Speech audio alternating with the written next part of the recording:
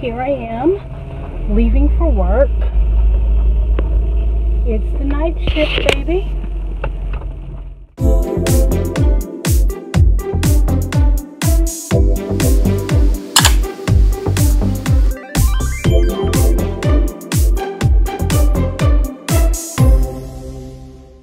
Tonight, I am working in ICU at a PRN job that I have about 45 minutes away from where I live. It is a rural health facility. It's a small rural hospital. It only has 3 floors. Of the 3 floors, only one of them is open. Well, one of the 2 rather, because the only 2 floors that service patients are second and the third. And the second floor is the only side open, and it is medical surgical patients. And the ICU has, I can't even remember how many beds, but I think operating they only have like 8 or 9 beds. I have not seen it full since I've been working there, which has only been a couple of months. I actually used to work at the sister hospital of that facility years ago, and I worked in ICU there. So thinking that I might get called off tonight, and as you can see, that didn't happen. So I didn't start getting ready until kind of late, like 4:45, 5 o'clock. But so I'm not late, but I just like to leave a little bit earlier than when I left tonight, just in case there's traffic or something like that.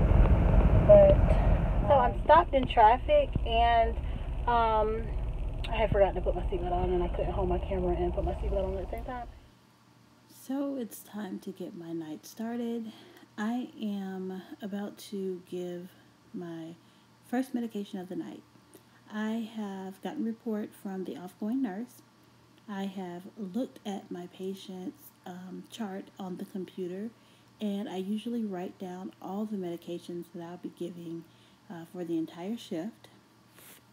And I usually put like a little box next to it so I can check them off as I administer them. I have introduced myself to my families and my patients, filled out my information board. Usually I have kind of parlayed with my partner, which is what I call the person that I work with in ICU, because we sometimes need each other's help for certain things. If we get patients, new patients, admissions, we have to do a skin assessment head to toe of the patient together to document any skin anomalies when the patient first gets there. And that's even on transfer, like transfer from the floor to the unit, from the unit to the floor, and from the emergency room to the unit or the floor. So after doing all of that stuff and writing down my treatments as well for my patients throughout the night shift, I can go ahead and get started. Just so happens tonight I only have 1 patient. There's 2 in the ICU. One is assigned to me, and the other is assigned to my partner or my coworker. So the first medication that I've got to give tonight is Zosyn. It's an IV antibiotic that is administered via a mini bag system. So you can see I have taken out the powdered medication in the little glass bottle, and I also have a little mini bag of normal saline. We have to attach those 2 together via the spike on the normal saline bag and the plunger on the little bottle of medication, and the neck of the mini bag has to be snapped, and therefore I can squeeze the liquid out of the bag, which is normal saline in this case, into the little glass bottle, and then you just have to shake it really vigorously until all of the powdered medication has been diluted and reconstituted with the normal saline. Then you invert it, and you use basically pressure and air by squeezing the bag, so that that same liquid that you just squeezed into the bottle will come back into the bag, so that we can then spike the bag and the reconstituted medication in the plastic bag or the polyvinyl bag of normal saline is now an antibiotic ready to be administered. So whenever you administer IV piggyback antibiotics, you always flush their IV or their PICC line or whatever type of intravenous access the patient has with normal saline first to ensure that the IV is still patent, so you're not infiltrating someone's skin with medication. So after I mixed it up there, I actually went ahead and hung it. It is a 30-minute intravenous medication, so it'll only take 30 minutes. And I am coming back here because 30 minutes is going to go by really quick, because that same patient also has to get clindamycin 900 milligrams. And the clindamycin 900 milligram at this facility is not a stocked med in this ICU. As I told you guys, this is a small rural facility. Now, I thought I was getting ready to have to mix that antibiotic, because they actually do that here. You sometimes have to mix your medications before you administer them like a pharmacist, and I've done it a time or two, but this time I actually didn't know where this medication was, so my coworker told me to check the refrigerator, which I did. It wasn't in there, but I eventually found it in the patient's bin. So after I administered the first antibiotic, you will flush that IV line with another couple of cc's and then administer the second. So around about 12 o'clock, even though I only had one patient, I was actually kind of busy that night. My patient ended up getting 4 different infusions of antibiotics, but 2 different antibiotics. I gave the Zosyn, then I gave the clindamycin, and then later in the shift, I'll have to give them the Zosyn again and then the clindamycin again. But this is the time that I would usually look back into my patient's chart, make sure I haven't forgotten anything, write down any totals that I got for eyes and O's, because eyes and O's are supposed to be done every 8 hours, even if you're working a 12-hour shift. So my 11 o'clock totals, I'll go ahead and put down. I usually write them down and then put them in the computer, write down any notes that I have so I won't forget to make notes or document them in the critical notification section. So my patient happened to be a 74-year-old Caucasian woman who came in with abdominal pain, swelling, and she hadn't had a bowel movement for several days, and some nausea and vomiting. She actually ended up getting a bowel resection with a colostomy, and now she's got this midline abdominal incision with staples, a JP drain. She's also got an NG tube, and she's on lipids and TPN. She doesn't have any continuous IV fluids, but she is getting these antibiotics. She's on the ventilator, and she's also sedated with fentanyl and propofol. So I had to change out her propofol tubing. I had to do my assessment on my patient. Propofol tubing has to be changed every 24 hours. So sometimes in this hospital you don't have really high acuity patients, but that night I just happened to have a true ICU patient. It's time for a break.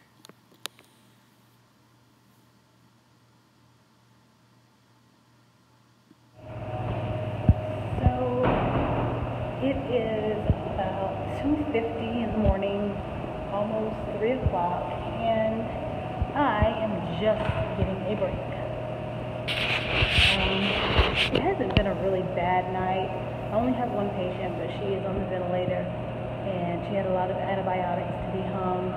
She was a surgical patient. She didn't do too well when they extubated her, so she had to end up being intubated again. So I just finished charting. We are on the Epic system here, and Epic is actually not bad. Of course, anything is like horrible when you first have to start it, but it's not really that bad. I'm just tired. I am so tired. Like, I just don't know. not a stressful night. I've got my good buddy with me here tonight. He's a really good nurse. He's an awesome resource if I have any questions. So that feels great to have him here. Our telemetry technician tonight is wonderful. She's really good. My patient's blood pressure did start to drop at one point because she's on propofol and she's on fentanyl and she is on TPN and lipids, and she's got PICC line, she's got a peripheral IV, she's got something going in every lumen of her triple lumen PICC. So I'm just tired. And she's got a bunch of Lasix, and I think that's probably what was contributing to her blood pressure being low. And she's just diuresing and diuresing and diuresing. And she got that Lasix ever since like earlier today before I even got here. And she had another dose due at 12 o'clock, midnight, but I called the nurse practitioner and asked him if we could hold it because I don't think her blood pressure would have held up. Her math was low, but it's back up now. I cut the propofol down. It was on 50 when I got here, changed it to 40. Probably I could titrate down if they wanted to wean her off the vent, or at least do like a trial in the morning, but I didn't get that in report, so I'm not going to. I guess they'll just let her body continue to rest. But this is my little break, and I've been snacking and eating all night long. I ate my lunch as soon as I got here, so I've already had that. Had a lot of good conversation with my co-workers, and I don't know. I've got some really good things that I think I will do videos on maybe tomorrow. I am so tired, but I so love doing this YouTube thing and so love the nursing profession that I am going to do some videos tomorrow. So maybe my patient's got something due at 4 o'clock, so I hadn't administered anytime between now and 5 o'clock in the morning. But just to say I'm up and up just in case I do get a patient anywhere near the end of my shift start of the day shift, I want to make sure I have everything done. My partner tonight is getting an admission, and I don't think he's gotten a report, but we do know that the patient is coming. My favorite nursing supervisor is here tonight, so the next time you guys see me, I may just be getting off and getting ready to clock out, or I might be in the car, but I'm not sure. Hopefully I can get to do a little bit more vlogging before it gets too late or early in the morning. So it's back to the ICU for me so that I can finish up my shift. The patient still has 2 antibiotics that need to be administered. My patient also needs a bath. I am a meticulous intensive care nurse, so my room also has to be cleaned. So that's what I'll be doing from this point till the end of the shift. I want to get all this stuff done so that when my oncoming relief gets here, she can get her shift started on time.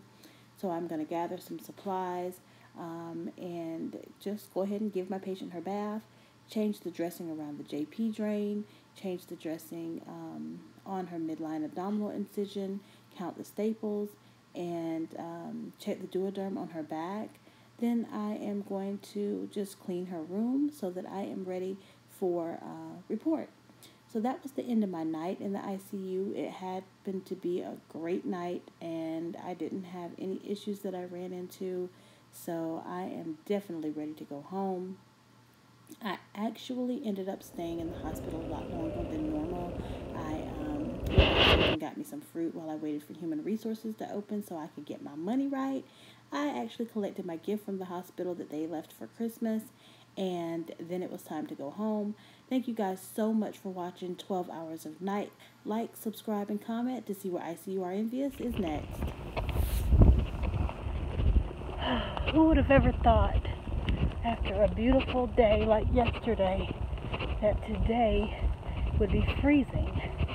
But I got my wonderful new jacket from my most recent employer, and it's got me feeling pretty good. The sun's out, so it's not too bad. But I look a far cry different than what I did last night when I first came in. But I'll wait until I get in the car and tell y'all about it. Have to stop unnecessarily probably couldn't see a little while ago, but I was actually eating my so-called breakfast in the cafeteria at my employer, and now I am getting ready to back out of here and make my way to the house after a long 12-hour night shift.